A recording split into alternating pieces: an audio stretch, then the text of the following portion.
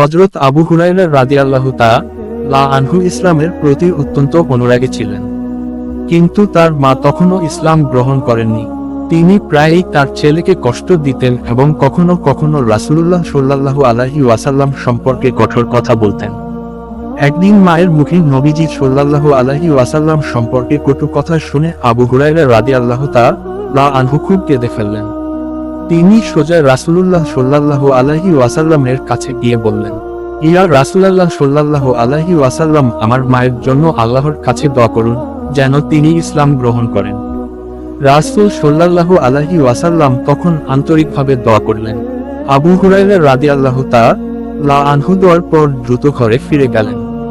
ঘরের দরজায় পৌঁছে তিনি শুনতে পেলেন ভেতর থেকে পানির শব্দ। মা গোসল করছিলেন।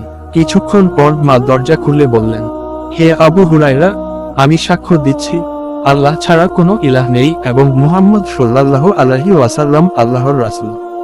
এই কথা শুনে আবু হুরায়রা রাদিয়াল্লাহু তাআলা আনহু আনন্দে কেঁদে ফেললেন।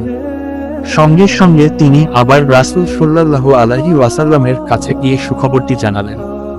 শিক্ষা: মা বাবার জন্য দোয়া কখনো বৃথা যায় না। দোয়ার শক্তি পাহাড়ও ভাঙতে পারে।